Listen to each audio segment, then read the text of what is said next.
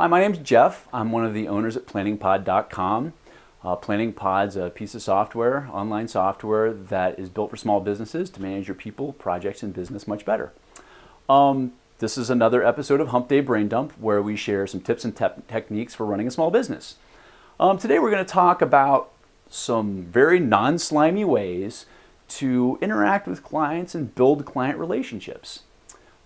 These are 6 things that I've used over the last 10 or 15 years, and they're really effective in developing a good relationship. First thing that we have done in my businesses is we do a post-job or a post-project follow-up. And this is as simple as giving your client a call once a project's over and saying, hey, how did we do? Is there anything that we need to follow up on? So do I need to send you any files, or do we need to make any last-minute corrections? And most importantly, what you should ask during this phone call is, what else can we do for you right now? 90% of the time the client will say, we're good, we're taken care of, we'll just give you a call when we need stuff. And no need to go on any further. But 10% of the time they're going to say, we've got a few other things in the fire that we could use some help with. And there's a nice entree for some more work. They may also say, hey, we've got some stuff going on, but it's not really your area of expertise.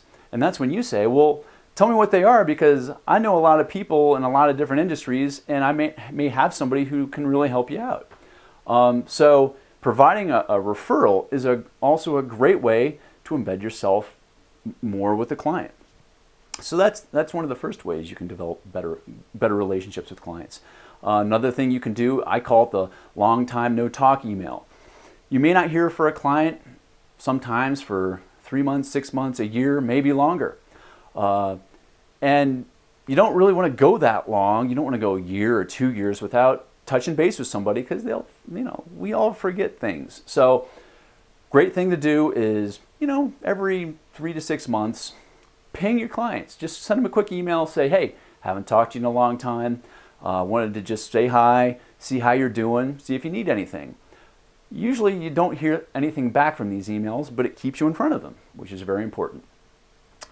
One thing that I've done for the last 10 years with my clients, is I take them out to a lunch twice a year. I give them a phone call. I say, hey, pick a restaurant near your office, preferably one you haven't been to in a while, and one that might be a little pricey that you don't like to go to. It's my treat. We're just going to go and hang out. And honestly, I don't like to talk about business the whole time. I'd rather talk about what they're up to and what they're doing in their personal life and how their family is and if they've been on any cool vacations lately. The one thing I do ask that's business related, though, is what is the one thing that I can do, that my company can do, to improve how we serve you? And once you ask that question, don't say anything.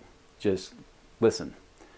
Sometimes the client will be reluctant to talk about what they would perceive as criticism of you, and that's when you just say, listen, I don't take it as tearing me down. I take it as you're providing me with really helpful insight into how I can serve you better and how I can serve my clients better. So don't. I've got thick skin, very thick skin. Don't be afraid to tell me what you really think. Another thing that I've done in the past that works really well is the occasional introduction. You may run into somebody networking, or it might be at a party, and you say, you start thinking, this person runs a business or has a professional talent, or even has an avocation that really would connect with one of my clients. And what I simply do is I do an e-introduction. Just set up an email, shoot the email to both of them, just introducing them and telling them why I think they would both be really helpful for each other. Another great way to connect with clients. One thing that I've done in the past, not as frequently, is conduct an open house where we open up the entire office, invite all of our clients, we invite our vendors and contractors, we invite all of our friends. And it's a great sort of social atmosphere where everybody can interact, and you're the one who's making it happen. So you really look like the good guy. And the last technique I have is serving the role as unpaid headhunter or unpaid vendor consultant, or really unpaid professional resource. There are times when your client might not need your services, but they really need something. I've had clients call me up before and say, you know, I'm looking for a marketing manager. I really don't want to put a job posting on Monster. I really don't want to go through 1,000 resumes. Do you know of anybody who would be really good? You know, a fair amount of the time I don't off the top of my head. Sometimes I do, and I pass the name along. If I don't, I've got my other networking buddies and colleagues that I can go to and say, hey, do you guys know of anybody who would be a good marketing manager? 99% of the time, they know somebody, and I pass that name along to my client. And again, it just embeds me deeper with them, and it's a really good exchange. So you don't always have to do what you do. Like, I've always been a marketer. That's what I've done in the past. But I may have clients that need help in other areas. If I can refer them good people, they're just as thankful for that.